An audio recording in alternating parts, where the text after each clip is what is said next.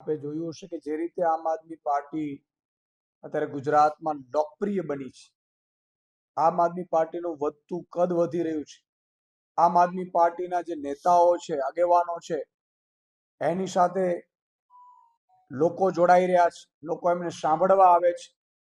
ભાજપના 162 ધારાસભ્યો છે, સાંસદો છે, 25 એમાંથી કોઈને પણ સાંભળવા લોકો નથી આવતા. લોકો ભાજપના કુશાસનથી ત્રસ્ત થઈ ચૂક્યા છે. ત્યારે એક ગુજરાતની જનતાની આમ આદમી પાર્ટી ઉમ્મીદ બની છે, ત્યારે એનાથી બોખલાઈને ભાજપ વારંવાર ષડયંત્ર કરી રહ્યું છે. ભાજપ ગુજરાતમાં રાજ્ય સરકારમાં છે, પોલીસ એના કંટ્રોલમાં છે, એટલે પોલીસનો દુરુપયોગ કરીને ભાજપ આમ આદમી પાર્ટીના નેતાઓ ઉપર હુમલાઓ કરાવી રહી છે.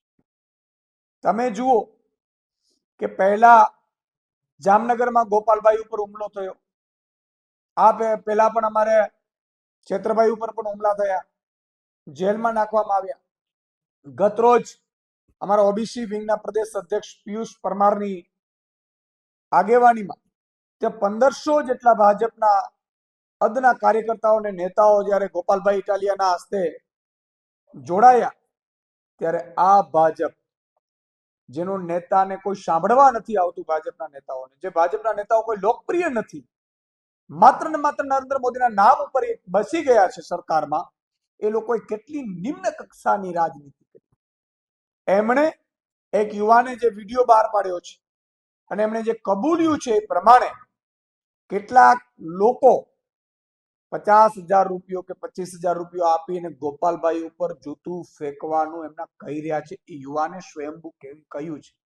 એમણે એવું પણ કહ્યું છે કે મને દારૂ પીવડાવ્યો, રૂપિયા આપવાની વાત કરી, અને પછી ગોપાલભાઈની સભામાં એમના ઉપર ચપ્પલ ફેંકવાનું નક્કી થયું. એ મેં સાંભળ્યું છરી લઈને પણ આવ્યા છે. અમારા પિયુષભાઈએ ત્યાં જે રીતે નિવેદન કર્યું છે એ પ્રમાણે ભાજપ કેટલી નિમ્ન કક્ષાની પાર્ટી છે કે યુવાનોને બરબાદ કરી રહી છે. યુવાનોને રૂપિયાની લાલચ આપીને બેરોજગાર યુવાનોને એ દારૂ પીવડાવે છે. દારૂ પીવડાવીને આમ આદમી પાર્ટીના નેતાઓનું મોરલ ડાઉન થાય, નેગેટિવ મેસેજ જાય, એટલા માટે થઈને જૂતા ફેંકાવે છે, ચપ્પલ ફેંકાવડાવે છે. આ યુવાનોને ખરેખર ખતમ કરવા માટે મને લાગે છે કે ભાજપ નીકળી છે. આ હદે એક તો આ હુમલાઓ પરથી 3 વસ્તુ નક્કી થઈ છે કે આ ભાજપે હુમલો કરાવડાવ્યો છે. આ યુવાનનો આપને હમણાં વિડીયો પણ આપીશ, આપ પાસે હશે પણ ખરું. યુવાન કબૂલે છે કે મને 50,000 રૂપિયો કહેવામાં આવ્યો, મને દારૂ પીવડાવવામાં આવ્યું.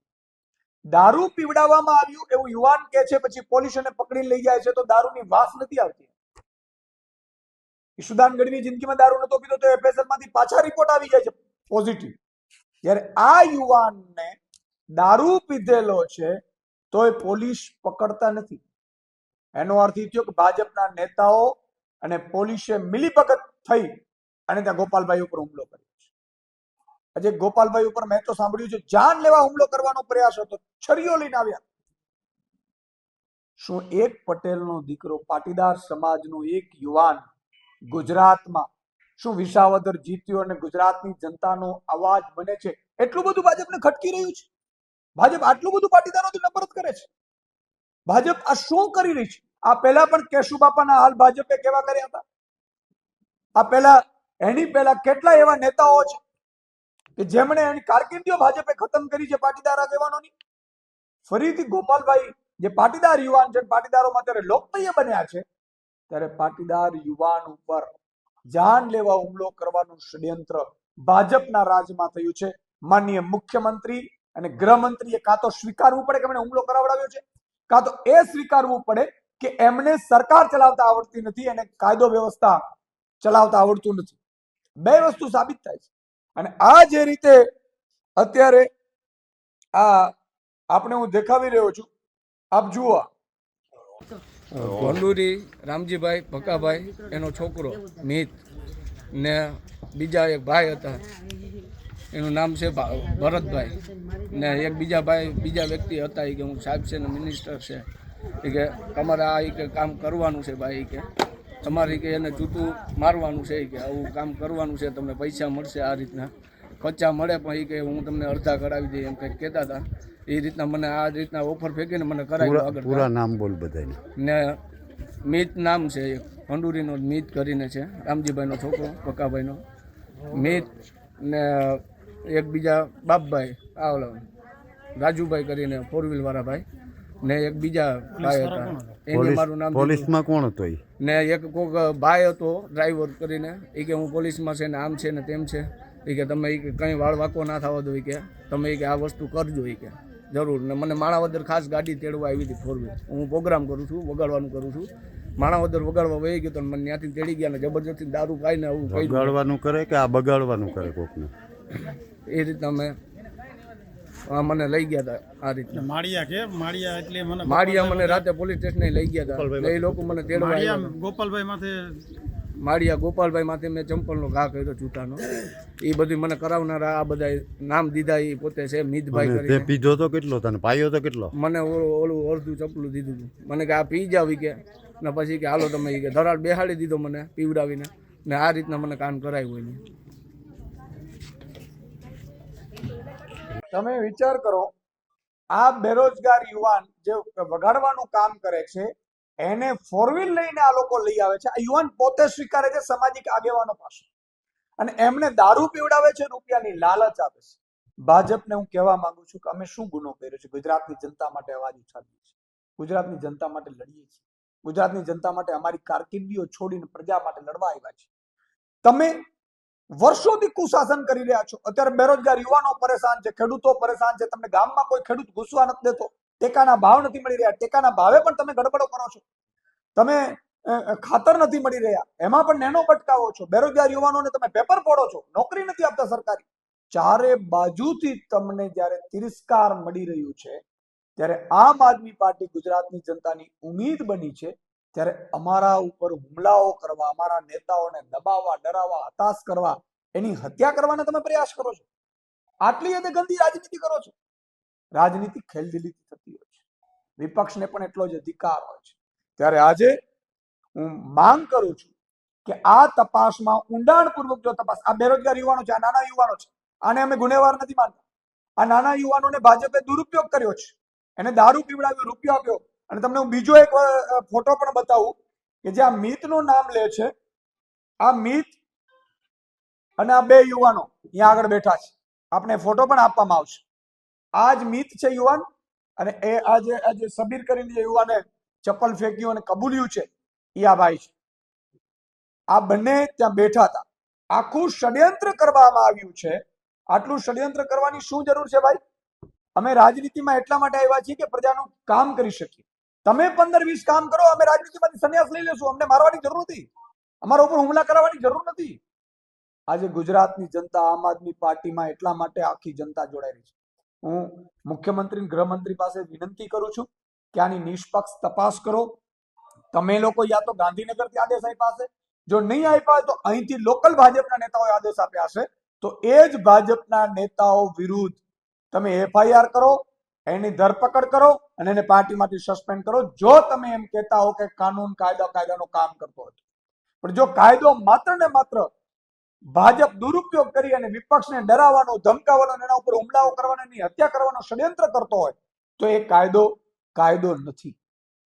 એટલે મારી આ માંગ છે. બીજી મારી ગુજરાતની જનતા પાસે એક ઉમ્મીદ છે, માંગ છે કે જુઓ ને, તમે આ જોયું ને, આ પહેલા અમને પ્રશ્ન પૂછાવડાવે, મને મોરબીમાં પ્રશ્ન પૂછાવડાવ્યા હતા, પછી એ ભાજપનો કાર્યકર નીકળ્યો, ચેતર વસાવા ઉપર હુમલા થયા, ગોપાલભાઈ ઉપર આ બીજી વાર હુમલા થયા, રાજુભાઈ કરપડા અને પ્રવીણ રામ હજુ પણ ખેડૂતો માટે લડે છે, જેલમાં છે, અને જે દારૂ, બુટલેગર ને ડ્રગ્સ વેચે છે એ બેફામ ફરે છે. ત્યારે ગુજરાતની જનતાએ નક્કી કરવું છે, નક્કી કરવાનો સમય પાકી ગયો છે. આગામી સ્થાનિક સ્વરાજ્યની ચૂંટણીમાં તમે ભાજપને મતથી જવાબ આપજો. આજે ગુજરાતની જનતા માટે અમે લડીશું. અમે કોઈ જૂતાથી, છરીઓથી કે લાકડીઓથી ડરવાના નથી. અમે માર પણ ખાશું.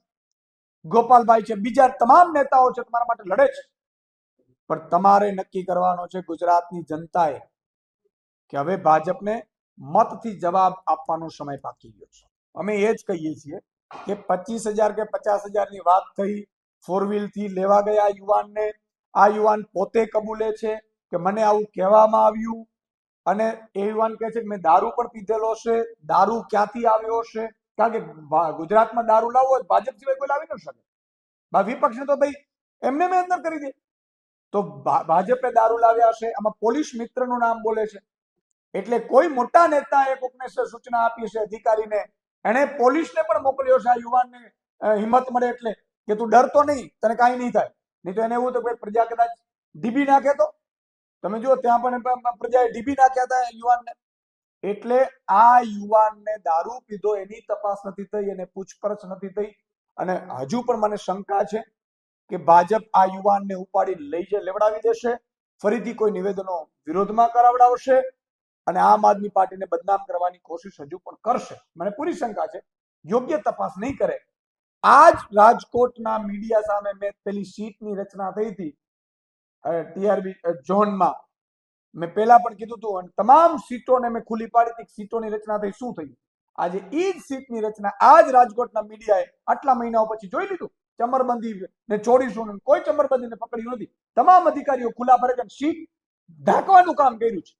અહીંયા પણ ભાજપની પોલીસ આખું ષડયંત્ર પોતે રચ્યું છે. ભાજપે હુમલા પોતે કરાવડાવ્યા છે, રૂપિયા પોતે આપ્યા છે, ગાડી પોતાની છે, છતાં એ ઢાંકવાનો પ્રયાસ કરશે. અમારી પાસે લડવા સિવાય, અવાજ ઉઠાવવા સિવાય અમારી પાસે કશું જ નથી. એટલે હું જનતાને વારંવાર વિનંતી કરું છું કે હવે ભાજપને તમે મતથી જવાબ આપજો, નહીં તો તમારા ને મારા દીકરાનો પણ આવી રીતે કરતા વાર નહીં લાગે. ટીઆરબી ગેમ ઝોન કામ થયું, એને જીવતા બાળકો ભૂંજાયા અને છતાંય કોઈ ચમરબંધીને પકડાયો નથી અધિકારી કે નેતા. એટલે ભાજપથી આખી રાજકોટની જનતા અત્યારે વિમુખ છે અને એને બધાને ડર છે કે જો ફરીથી ભાજપને મત આપીશું તો ફરીથી ભાજપના નેતાઓ આવા ગેમ ઝોનો ખુલ્લા મૂકશે, પાર્ટનરશિપ કરશે અને અમારા બાળકોને ફરીથી જીવતા ભૂંજાવવાનો વારો આવશે. એટલે અત્યારે ગુજરાતની અને ખાસ કરીને રાજકોટની જનતા ખૂબ જાગૃત થઈ છે.